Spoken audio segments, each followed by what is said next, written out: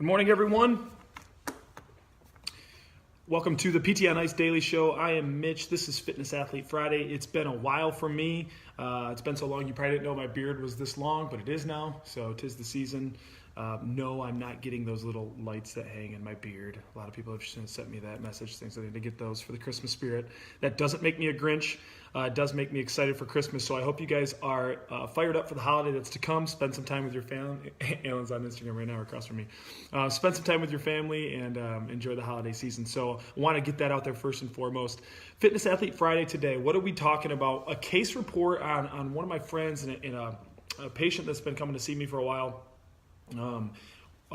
To protect identity, we're calling him Tom. Okay, so Tom's story I want to share with you guys today because it's a really cool one, and I want to show a little bit about what he's been able to do the last few weeks, the change in perception that he's had around his pain and his MRI report, and basically a practical application of the things that we talk about in the Essentials course. Of regressions and progressions of getting someone back to the barbell if they've had pain, a significant amount of, in this case, this is low back pain, mechanical low back pain. It's keeping someone away from deadlifting and squatting. And then what do we do? Like, how does it actually look on a visit by visit progression of getting someone back to that point, reducing their pain, reducing their fear around some of those movements, and getting them back to the things they like to do. So that's what I want to share with you guys today. And then at the end, maybe take a couple questions if we have time, and then announce a few of our course dates where you can jump into. So Tom's story. So Tom, very briefly, has been doing CrossFit a number of years, and as recently as last year, he's a master's athlete, he's in his 50s. As recently as last year, made it to the online qualifier. So in the CrossFit world, you do the open, right? The open registration.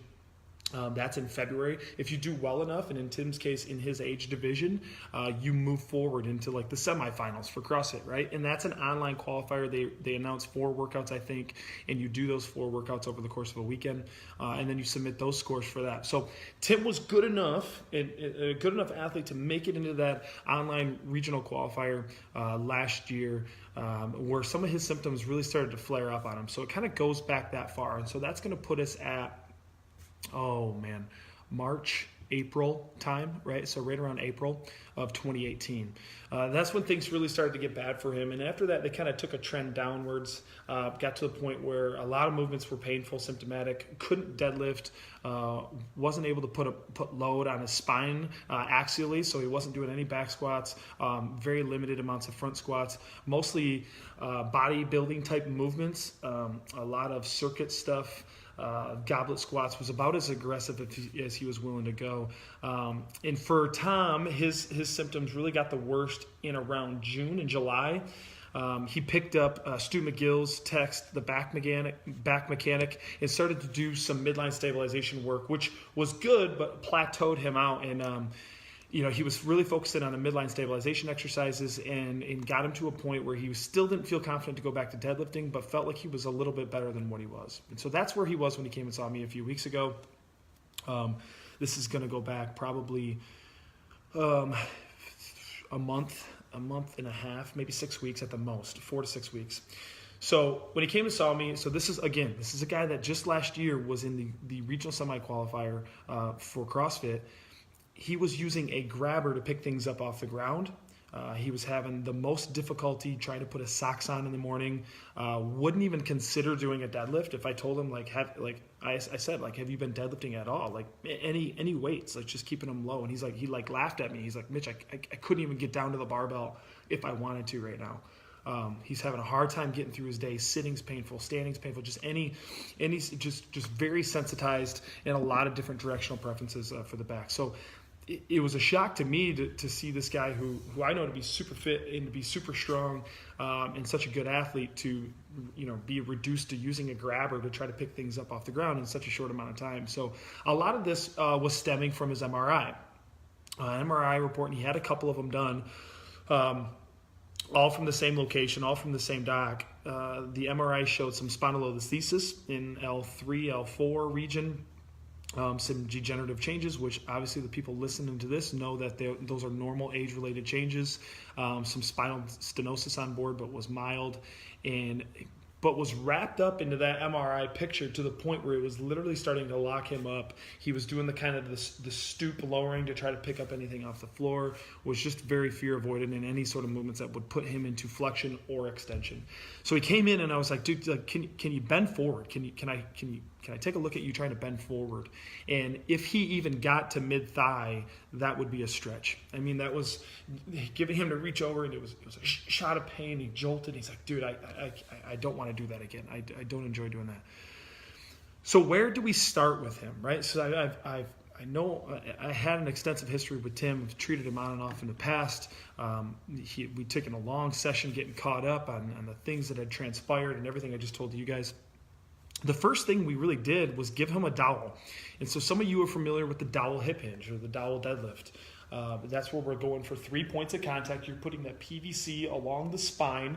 We want the back of the head, the thoracic spine, and the sacrum to make contact with the dowel at all times, right? So for him, I gave him PVC. I was like, dude, I just want you to start to prime this, because what I want to do is change the movement pattern around your back. I want you to really start to focus on leveraging your hips to create a lot of that swivel for you, instead of reaching and rounding with your back, which is a really sensitized movement pattern for you right now. Your back doesn't want to do a lot of spinal flexion at this point in time.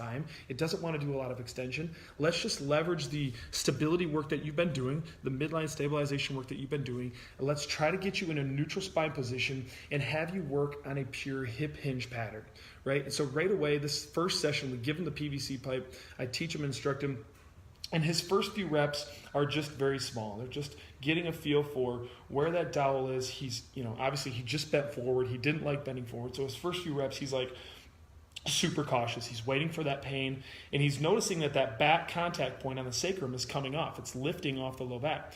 So we're cueing right away, and the cueing that I like to do with the hip hinge is reach the hips to the wall behind you. You got to be exaggerated with getting the hips to shift posteriorly. If you don't, you'll never be able to keep that contact point on the sacrum. 3 points of contact, right?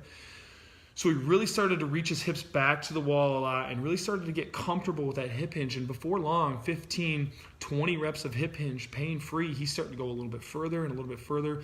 And he got to a point where that torso was inclined at the point. And I said, Tim, just bring that PVC around in front and set it down in front of you. I said, that's your deadlift setup, man. I'm like, you have just demonstrated that you can complete a hinge to a degree that all you would be required to do from here is just soften your knees a little bit and you'd be able to reach the barbell. That's a perfect deadlift setup. And so after that, we just had him do a couple dowel deadlifts, just trying to reprogram that hinge pattern.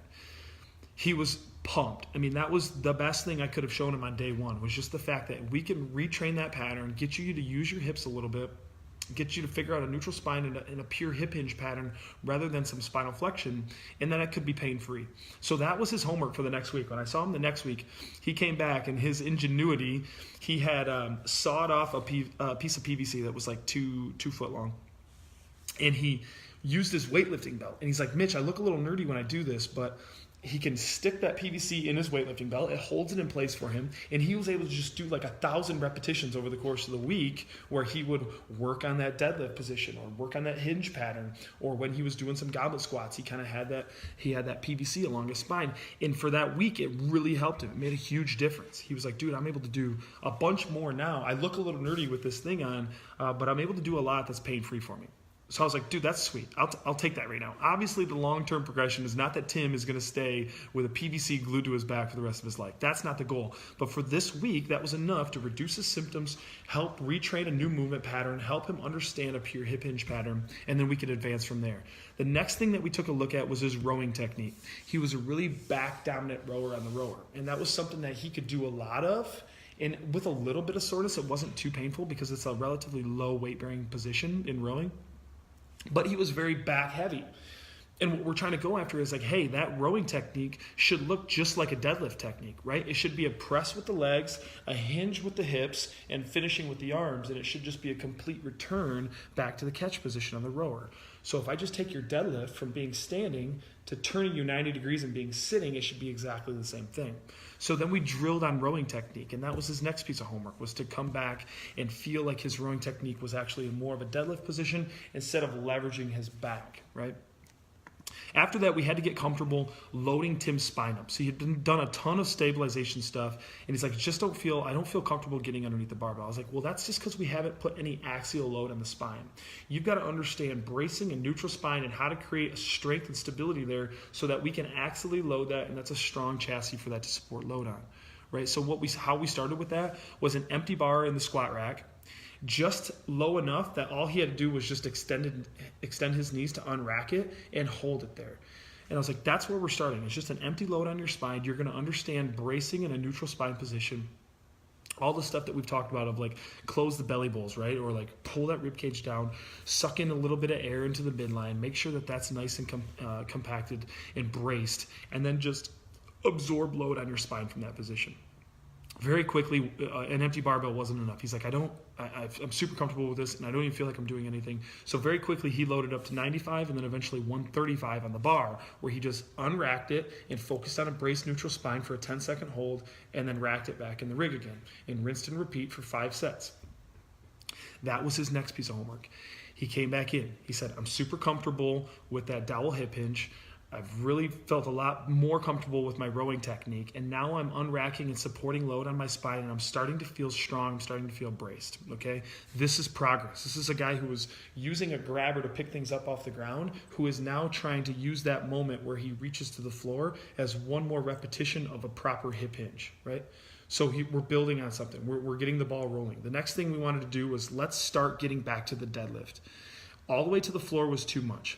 But what we started with was just a barbell in his hands. I'll stand up because I think you guys can be able to see. Barbell in his hands in a full standing position, and he just did that hip hinge where he sent his hips back and slid it to the top of the knee, and he pulled his hips through to finish.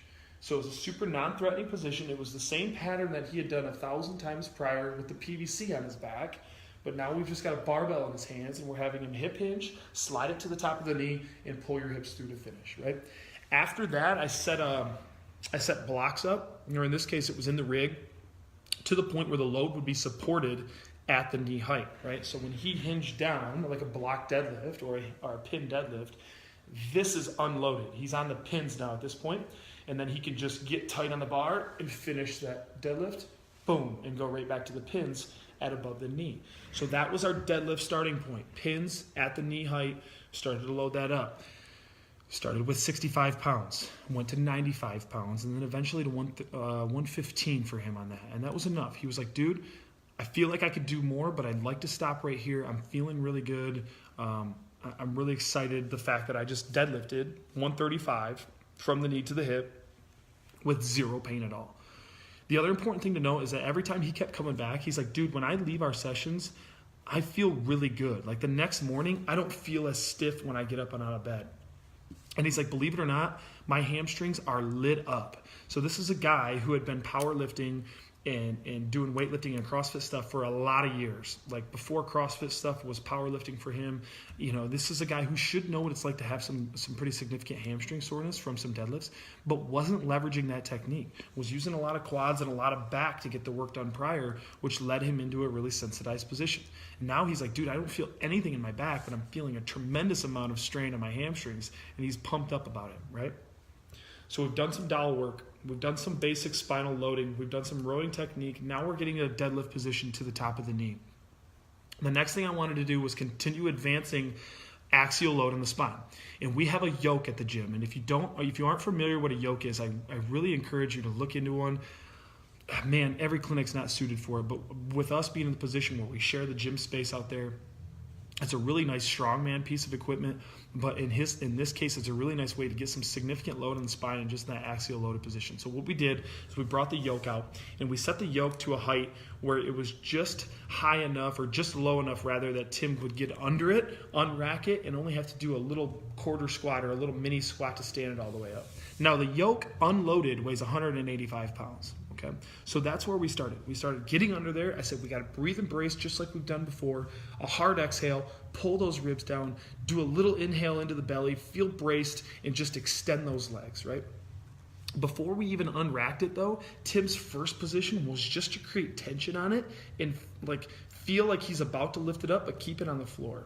That was a way that we kind of like reduced the fear around actually lifting that up, because I think he was in his head a little bit about, this is 185 pounds. I don't know if I'm ready for this. I was like, just get really tight on the yoke and feel like you're about to lift it, but it doesn't have to go anywhere. And 2 or 3 reps out of that, the yoke started to lift up anyways. I was like, Tim, go ahead and lift it up, dude. After the 3rd rep, he just stands it up. And I was like, okay, let's get more confident in that. So now we're doing sets of 5 where we're just standing this yoke up, feeling braced, and setting it down. Standing this yoke up, feeling braced, setting it back down to the ground. Pumped about that. We built on that for the next time Tim came in, right? So we loaded it up. Now it's 185. Now we're up to 225 on the yoke, and we're doing quarter squats with 225. Now we're doing deadlifts all the way to the floor because he feels confident to the knee. Now all we have to do from the deadlift is just soften the knees and bring it right down to the floor. So 2 things have advanced. So we've advanced the load on his spine now in that quarter squat position. He feels comfortable there with that yoke. He doesn't have to squat it all the way down, but it's getting load on his spine, and he's feeling braced and strong. We're up in the ante on that. The deadlift, the technique feels great to the knee. He's mastered that new hip hinge position, and now we're just going all the way to the floor. We're starting at 115 because that's where he was at. We built up to 135, and at our most recent session, he just pulled 185 for 5 reps, right? Is it Tom? Tom. Okay, Tom. Just built up to 185 for 5 for 3 sets, right? So here's a guy who didn't want to think about deadlifting prior, didn't want to think about even doing a hip hinge position, who is now in a matter of 4 sessions deadlifting 185 from the floor. Just by our ability to reduce the fear, teach a new movement strategy, feel safe, feel pain-free, and now starting to put more load on the bar.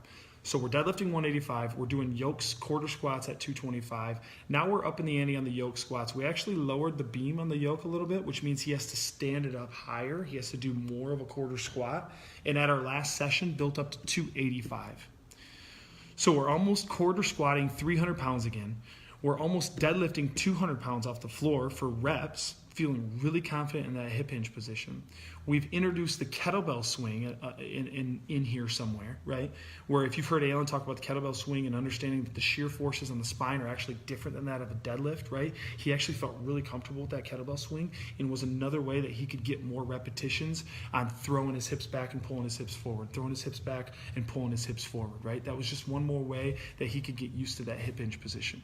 So we're kettlebell swinging, we're deadlifting, we're rowing, we're doing yoke quarter squats, and everything is going super, super good.